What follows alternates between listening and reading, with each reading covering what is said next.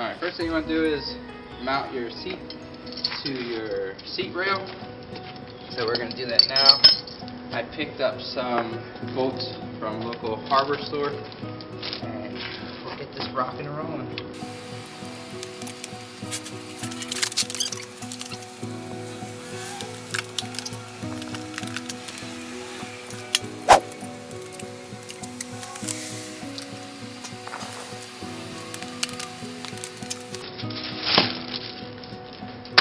Love it, love it, love it.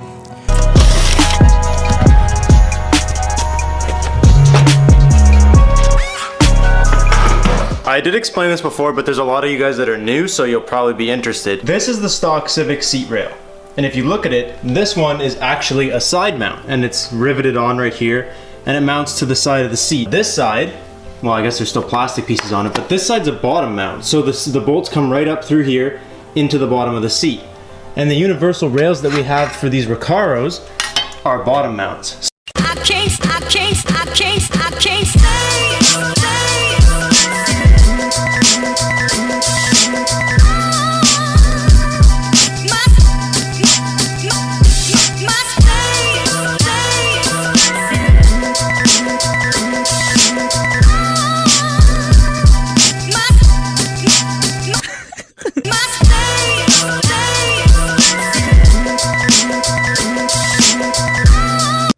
Now that you know what to look for when purchasing your seats, brackets, and sliders, we thought we'd install our Cypher Auto CPA 2000 series seats in our Project Integra using the Cypher Auto brackets. So we're going to start off by pulling the old seats out of our Project Integra. First, we just uninstall the old bracket complete. Just leave it right on the seat.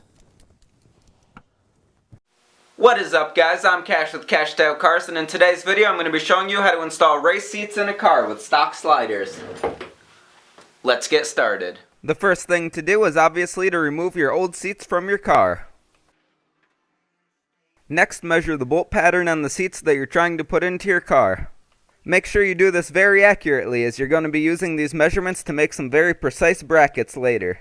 Also, it's important to note that the bolt pattern might not be a perfect square, so measure them in each direction.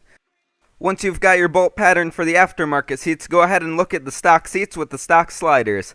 Measure the bolt pattern where the stock seats attach to these sliders.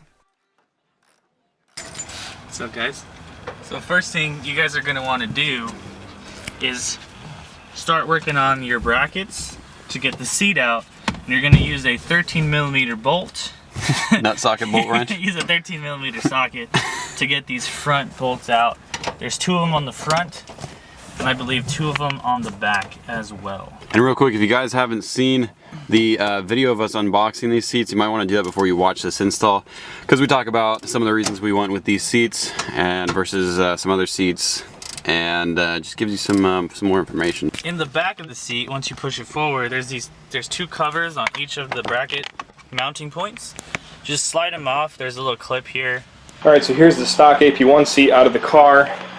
It's very easy to take off. You got 2 14mm hex head bolts in the rear and 12mm up front. So there's a 14mm bolt there, just pops out of that hole there.